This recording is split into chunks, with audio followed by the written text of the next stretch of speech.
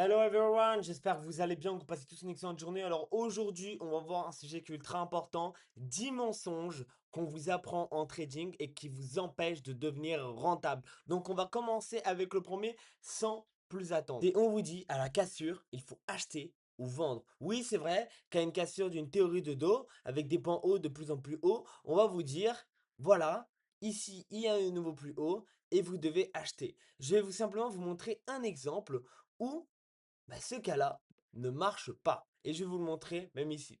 Imaginons, vous voulez acheter simplement ici. D'accord? Vous voyez des bas de plus en plus bas et vous vous dites, superbe, Quentin, à mon prochain plus bas, je vais pouvoir me positionner. Donc vous allez pouvoir casser, vous allez pouvoir peut-être tracer quelque chose comme ceci. Hop là. À la cassure, vous allez vous positionner. Donc vous allez être positionné ici. Vous allez mettre votre aisselle un derrière plus haut. Et vous allez mettre souvent un RR de 3, de 2, peu importe. Ici, il y aura des en points, c'est un 2, 3. Et ici, voilà, vous aurez perdu votre argent. Donc non, il ne faut pas rentrer simplement une cassure. Vous allez avoir besoin de différentes confirmations pour pouvoir rentrer sur le marché. Et là, regardez exactement la même chose ici. Donc ici, on voit qu'on est retourné directement en tendance haussière juste ici. Pourquoi? Parce qu'on voit directement qu'on a des hauts de plus en plus hauts et des bas de plus en plus hauts également. Vous aurez pu directement marquer votre plus haut ici. Et à la cassure de ce plus haut, vous aurez pu directement rentrer en longue à la clôture de la bougie. Donc vous aurez mis directement quelque chose comme ceci. Vous aurez pu mettre également un SL au dernier plus bas. Voilà, comme ceci. Et souvent, voilà, comme je vous ai dit, la plupart du temps, on vous dit de mettre du R2, du R2-3. Et là, comme vous voyez, vous aurez fait, encore une fois, un SL. Donc voilà, pour vous montrer que simplement une cassure ne confirme pas la prise d'une position. Dans la zone que je vous montre juste ici, on peut voir un range et pourquoi il ne faut pas trader simplement avec les résistances et supports. Donc déjà, tout d'abord, on va essayer de tracer une résistance et un support. Ici, on peut voir qu'on a un superbe support qui se trouve ici, d'accord? Comme vous pouvez voir, voilà, on va bien le prendre avec les mèches, mais on peut même pouvoir agrandir la zone de support ici, voilà. Et également, ici, on peut voir qu'on a une superbe résistance. Voilà, le prix est venu rechercher plusieurs fois ici. Si vous tradez simplement avec résistance support, la plupart du temps, vous attendez la cassure d'un support ou d'une résistance pour pouvoir rentrer en position, soit en long, soit en short. Et je vais vous prouver aujourd'hui que ceci ne fonctionne pas. Souvent, ce que vous allez chercher à faire, c'est simplement pouvoir prendre votre position à la cassure, comme ceci, mettre votre aisselle un dernier plus bas, voilà, et aller chercher simplement, comme je vous ai dit, parfois un R de 1,5, de 2 ou de 3. Comme vous voyez ici, on a tout simplement ce qu'on va pouvoir appeler des faux breakouts. Ici, on a donc une fausse cassure de résistance. Juste la cassure d'une résistance ne veut pas dire qu'on va pouvoir repartir en hausse, et juste la cassure d'un support ne va pas nous prouver qu'on va repartir juste en baisse. Ici, on va pouvoir avoir un deuxième exemple pour un long. Vous allez mettre simplement votre aisselle ici au dernier plus bas. Et voilà, comme vous allez voir, vous allez vous faire manger par le marché. Voilà, même avec la petite mèche qui est là. Donc non, trader simplement le support et les résistances ne vous feront jamais devenir rentable sur le long terme. Plus un mouvement est fort, plus il faut rentrer vite. Là, on est simplement sur le gold en 1 heure et je vais vous prendre simplement cet exemple. Sur cet exemple-là, on peut voir directement des bougies vertes aller très haut et même on a pu avoir un gap. Donc ceci représente bien que les bougies sont extrêmement fortes et extrêmement bullish.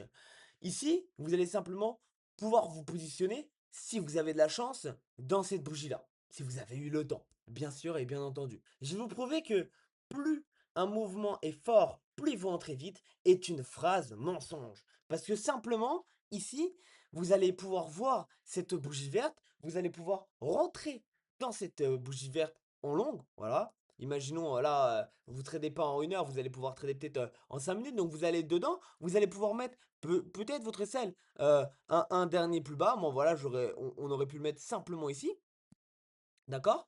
Et ici, vous allez pouvoir chercher un R. Ce que vous devez savoir, quand un marché, il monte fortement, toujours, mais toujours, il y a une correction. Et regardez, on a exactement la même chose ici, regardez. Là, on a une descente très violente, juste ici. Bah, vous aurez fait quoi ici? Vous aurez pu simplement short, Et ici, vous aurez fait quoi? La même chose et vous aurez fait un SL. Pourquoi? Parce que la phrase plus un mouvement est fort, plus il faut rentrer vite est un mensonge. Puisque le marché finit toujours par corriger ses mouvements et retester toutes ces zones de liquidité non comblées par le marché. Les tendances sont faciles à reconnaître et ça, c'est un mensonge. En tout cas, quand on commence, repérer une tendance n'est pas tout de suite la chose la plus facile à reconnaître. Selon vous, là, dans ce graphique, dans le graphique qu'on va appeler le graphique numéro 1, qu'est-ce qu'il y a? Dans le graphique qu'on va appeler graphique numéro 2, qu'est-ce qui se passe juste ici?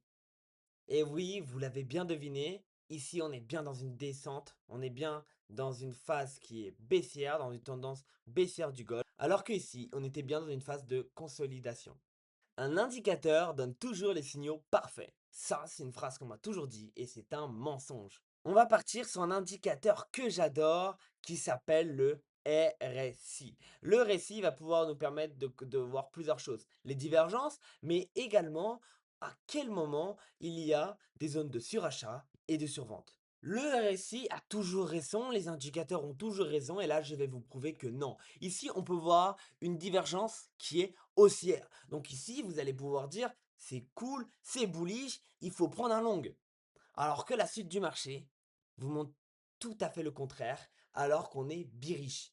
Donc non, un RSI tout seul ne vaut pas plus que des résistances, des supports, des trendlines ou simplement une cassure. Il faut toujours combiner un indicateur à une analyse.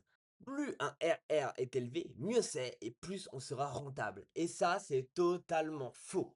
Pour savoir si une stratégie est rentable, il faut combiner toujours le RR avec le taux de win rate. Ici, imaginons on utilise un RR de 1 pour 1, c'est-à-dire que je mise 100 pour pouvoir gagner 100.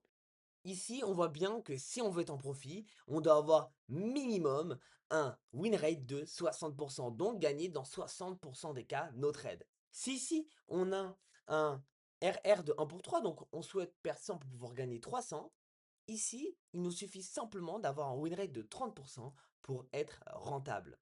Ce tableau nous illustre bien que plus on a un RR qui est grand, moins le win rate est important pour devenir rentable. Mais attention, une stratégie qui est par exemple à 1 pour 3 de RR, avec un win rate de simplement de 20, sera beaucoup moins rentable qu'une stratégie qui a un RR de 1 avec un win rate de 60%. Donc non, le RR ne veut pas dire qu'une stratégie est rentable. On peut avoir très bien un RR de 1 pour 0,70, un RR qui est négatif, et on peut quand même bien gagner et devenir rentable en trading sur le long terme. Mensonge 7. Si je perds 3 trades d'affilée, ça veut dire que ma stratégie n'est pas rentable. Comme je viens de vous le montrer ici, plus on va avoir des RR qui vont être élevés, donc moins on aura besoin d'un win rate qui sera haut, on aura plus tendance d'avoir un win rate qui sera bas, comparément à un RR qui est faible. Donc par exemple, on peut avoir une stratégie de 1 pour 3 où on a seulement 30% de win rate. Donc c'est-à-dire sur 10 trades, on se prend 7 SL et 3 TP, mais pourtant on va quand même être rentable. Donc la phrase si je perds 3 trades d'affilée, ma stratégie ne fonctionne pas, je viens de vous montrer que c'est un mensonge. En plus de ça, une stratégie se backtest sur plus de 200-300 trades et sur même plusieurs années et plusieurs conditions de marché différentes. Prendre 3 SL et dire ma stratégie ne fonctionne pas, c'est exactement la même chose que dire si je sors de chez moi 3 jours d'affilée et il pleut, il va pleuvoir toute l'année. C'est totalement bête, je pense que vous m'avez pris pour un taré quand j'ai dit ça, et pourtant c'est exactement ce que ce mensonge veut dire. Mensonge 8. Les banques voient mon stop loss. Les grandes institutions ne connaissent pas les stop loss individuels d'un trader, ce qui est totalement illégal. En revanche, en fait, il existe souvent des zones où de nombreux ordres sont concentrés, par exemple, autour de sommets creux ou des niveaux techniques populaires. C'est-à-dire, si vous tradez comme la masse, en prenant simplement des trendlines, en tradant sur des cassures, oui, les banques vont aller chercher vos liquidités pour pouvoir gagner de l'argent. Ce que vous devez savoir, c'est qu'en trading, il y a 90% des traders qui ne sont pas rentables. Et pourtant, il y a 90% de traders qui utilisent exactement les mêmes méthodes, résistance, support, trade Si vous tradez simplement comme ça, non, vous n'allez pas être rentable. Car c'est simplement dans ces concepts-là que les institutions, que les autres traders vont aller chercher vos liquidités. Mensonge 9. Plus j'ai d'écran, meilleur trader je serai. C'est un mensonge où j'ai cru pendant pas mal de temps. Et on me l'a rabâché, rabâché, rabâché. Donc moi, qu'est-ce que j'ai fait? J'avais acheté un triple screen. Et en ayant triple screen, je me suis dit, je vais mettre 3 graphiques, donc je vais gagner 3 fois plus. La réalité, c'était que je n'étais concentré sur aucun d'entre eux, puisque je les regardais tous en même temps. Donc cette phrase mensonge et complètement bateau m'a fait perdre de l'argent, mais ça va. Je me suis remboursé en vendant les deux autres écrans.